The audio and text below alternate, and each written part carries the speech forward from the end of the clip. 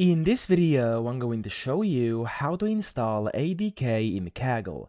Now, the first thing you want to do, you want to open your notebook. So I'm just going to go to my work over here, and I'm going to open a random notebook I worked on earlier today. So I'm going to open it like this, and to actually install ADK, this is what you have to do. So wait for this to load in, just like that. There we go. And then you want to click on plus code over here, and this is where it all begins, okay? So you have to run this specific command over here, okay? I'm going to do exclamation mark and then pip install and then google-adk. Okay, so that's what you have to do, and then you have to run it using this button over here, and it's gonna say session is starting, and this is going to load for a few seconds, usually less than a minute. Okay, so we'll see what happens when that's done.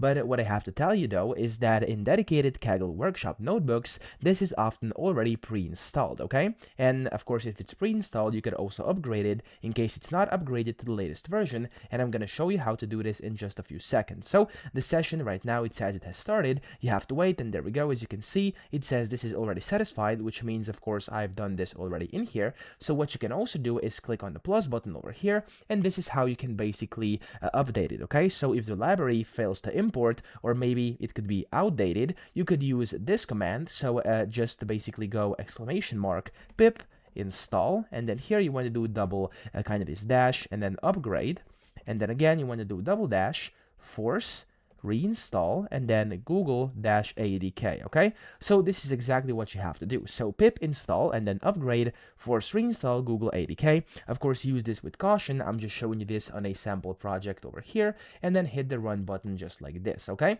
so there we go. It's going to start collecting the data and downloading everything, and then it's going to install ADK for you inside your Kaggle notebook. So that's essentially how to do this. I hope this video helped you out. If it did, please subscribe to the channel and help me out as well.